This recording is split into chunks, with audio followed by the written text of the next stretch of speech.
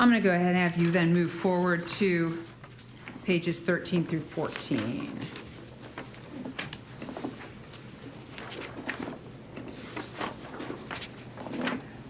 So on pages 13 through 14, do we now pick up back where he's talking about what he did after he's seen the black guy running down the street?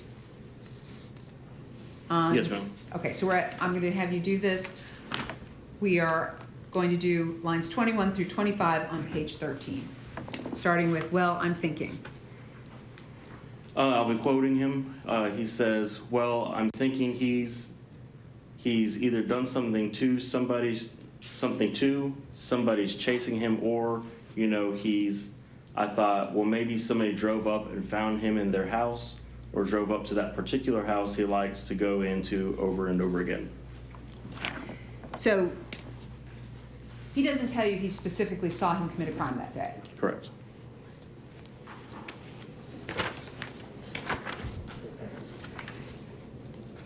And going to the next page, 14, line 3, what's he do? He runs inside of his house and retrieves Runs inside of his house. Okay. And what did he retrieve? a .357 Magnum.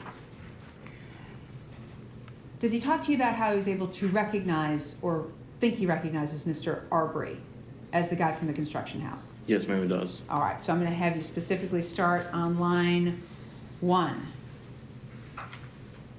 He refers to Mr. Diego Garcia again, and he tells me that... You mean Mr. Diego Perez? I'm sorry, thank you, Diego Perez. Okay. And Mr. Perez shows Mr. Greg McMichael what the guy looks like using video.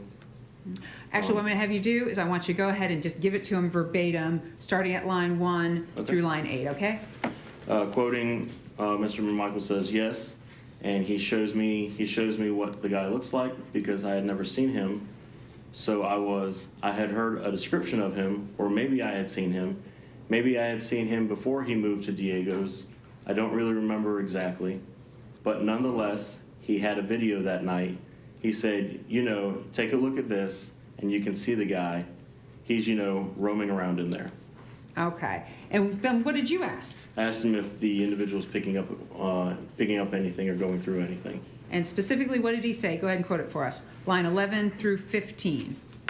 He says, and I'm quoting, not that I recall, I don't think the guy has actually stolen anything out of there, or if he did, it was early in this process.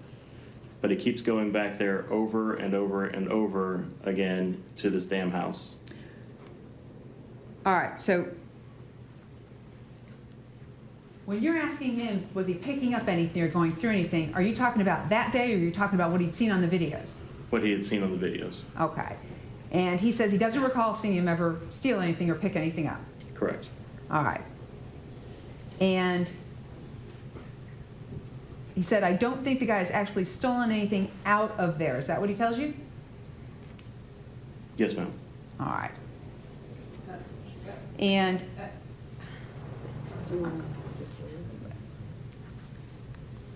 Your Honor, that was an incomplete question, and I would ask that the state, if she's asking the witness to reiterate the testimony that he's already given, which is her right to do, that she state it accurately. I'm sure it can be cleaned up on cross. Allowed, just it can be cleaned up. Go ahead. thank you. So, and then did he go on to say, if he did, it was early on in this process? Yes, ma'am. Okay, so if he did, was he able to tell you that he had personal knowledge of any prior theft that Mr. Arbery had committed at the open construction site?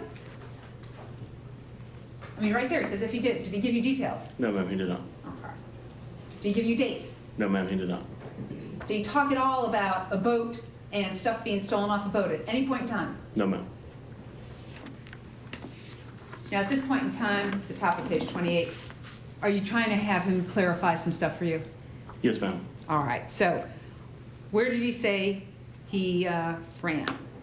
Into his residence. All right, and what did he get out? A .357 Magnum. All right, and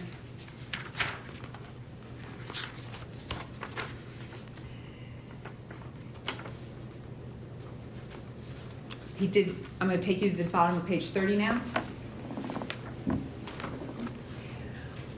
Once he ran into the house and got his gun, he went to the truck. Yes, ma'am. What did he say the problem with the truck was? His grandson's car seat is in the passenger side of the truck.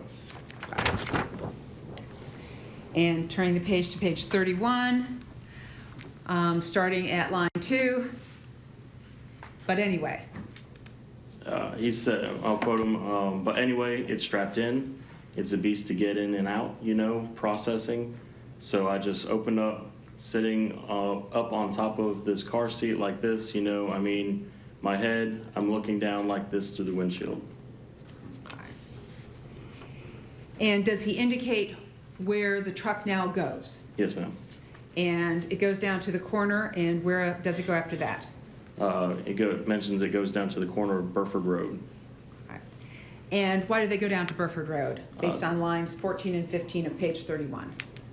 He says Burford, that's where he is. He's going down, he's running down Burford.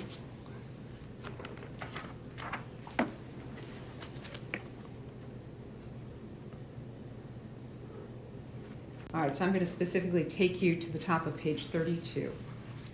Okay? All right, so at this point in time, generally, does Greg McMichael indicate to you that Mr. Arbery's on the left-hand side of the road? Yes, ma'am. And is Mr. Greg McMichael indicating whether he's yelling at Mr. Arbery? Yes, ma'am. What's he yelling at Mr. Arbery? Stop, stop, stop, stop. All right. And then, what's he say that Mr. Arbery does on line 3? Line 3, he says that Mr. Arbery puts it in high gear. Okay. And what did Mr. Greg McMichael say at that point, once Mr. Arbery put it in high gear? He stated to cut him off 3 times.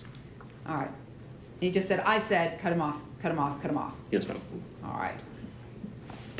And what did he say the guy did next? Mr. Arbery started running back the other way. Well, did he turn around first? Yes, ma'am. All right. Turn around first and start running back the other way. Yes, ma'am. All right. Now, at this point, does Mr. McMichael indicate that where he is as far as being in the truck, out of the truck, or anything like that, according to line 17 and 18? He's out of the truck on foot. He was heading the same direction Mr. Arbery was now heading. All right. So at this point, when the guy turns around and runs back the other way on Burford, Mr. Greg McMichael's out of that truck and he's headed back down that way on foot. Yes, ma'am. So at some point, does he decide to get back in the white pickup truck? Yes, ma'am. And so what does he say specifically, lines 19 through 22? He says, and I'm quoting, so I'm not getting back in that front seat, the car seat. So I jumped to the back. I don't jump anywhere. He doesn't jump anywhere. No. So what does he say he did next? So he says, and quote, continuing the quote from there, okay, so I crawled my ass, my old cripple ass, up into the back of the truck, and I can Alright. still see the guy down there. All right. So by the time he gets back in the truck, he can still see Mr. Arbery down there. Yes, ma'am. All right. So you're talking to Mr. Greg McMichael about, we're coming up on Zellwood. Yes, ma'am. What does he say? He confirms that, yes, Zellwood. And then where did he say they went? They went down Holmes Road. All right. And did he indicate why they went down Holmes Road? He mentions that he turned down, Mr. Arbery turned down Holmes Road. Okay. And at some point, does he indicate whether Mr. Arbery sees them? Yes, ma'am. And once he sees them, what does Mr. Arbery do? He turned and started running back. He uses the words that way. All right. And then does he tell you where that is, back toward where? He indicates the intersection of back towards this intersection. Does he actually say what intersection at that point? No, ma'am, he doesn't right at this point. He just says intersection. Yes, ma'am. All right. Page 33. All right, so I'm actually going to have you give the jury the specific quotes on line 20 through 22 that Greg McMichaels says. Okay? And what I want is, does he first indicate the guy? Let me think. The guy is, he sees Mr. McMichael, and then does he say at some point, he, meaning the guy, turns and starts running back that way? Yes, ma'am. Okay.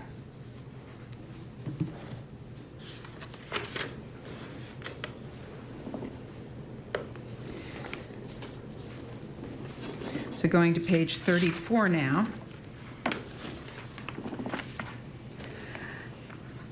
Did you ask Mr. McMichael where Mr. McMichael tried to pin Mr. Arbery the first time? Yes, ma'am. Where did he indicate he tried to pin Mr. Arbery the first time? On Burford Road.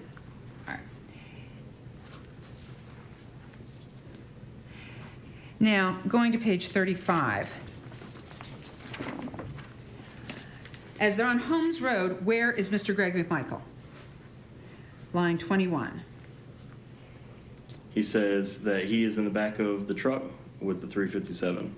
All right. Now, specifically, on Holmes Road, in the back of the truck with the 357, he then says specifically, I want you to quote this, line 25 into the top of line 1 and 2 on page 36. What does he specifically say? Quoting, he says, I said, stop, you know, I'll blow your head off or something. I was trying to convey to this guy we were not playing, you know. Okay. Now, does he specifically indicate at what point he says this to Mr. Arbery? No, ma'am. All right, so you don't know where on Holmes Road it is that he says this to Mr. Arbery? No, ma'am. All right, so I'm going to talk to you now about what Mr. Greg McMichael says happens next. I'm going to direct your attention to lines 2 through 7 of page 39. Okay. All right, so once again, he's in the back of the truck with his weapon. What does he say he's doing? He says that he's aiming. Did he shoot? No, ma'am.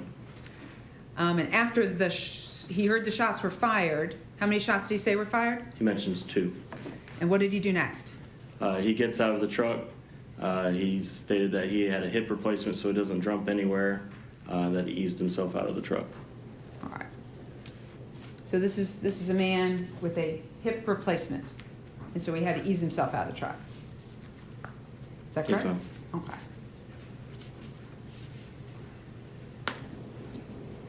And at this point in time, did he indicate that he went and checked Mr. Arbery for a weapon? Yes, ma'am.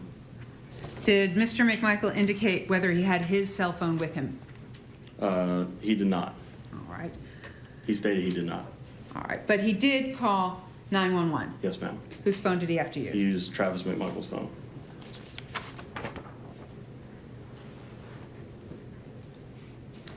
So specifically then directing your attention to page 42.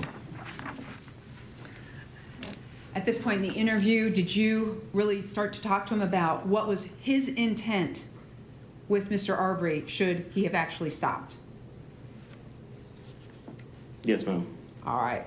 And what was his intent? He said to hold on, to hold him. To hold him. Yes, ma'am. Did he use the word arrest? No, ma'am. Did he tell you what he was going to be arrested for? No, ma'am. Did he use the word citizen's arrest? No, ma'am. Did he use the word detain? No, ma'am. So he's holding him. Did he tell you what he was going to hold him for? He was going to contact the county police. Okay, and do what? He was going to hold him for county police so that he could either be arrested or identified. All right, I'm going to back you up for a minute. Specifically, line 24 through 25. I'm going to actually take you up to line 21. I want you to read that quote to the jury. He says, and I quote, yeah, to hold him till, you know, and call county police to. I said, okay. He continues to come and, you know, check him out. Check him out? Yes, Come ma'am. and check him out? That's what he says? Yes, ma'am. Okay. So he's calling to have the county police come and check him out. And then what does he say? Continuing quote, I mean, you know, there was no doubt in my mind as to who this guy was, none, you know, having seen the videos prior. All right, so having seen the videos, he's making this identification of this man. Yes, ma'am. All right.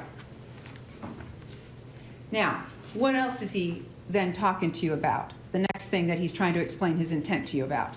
I'll continue to quote from there. The thing that was doubtful, not doubtful, but was certainly a driving factor in my mind was that my son had a missing pistol, and I'm pretty certain this guy, well, I don't know for a fact, and I have no reason to think that he did it other than the fact that this guy has been this guy's been doing this crap over and over and over.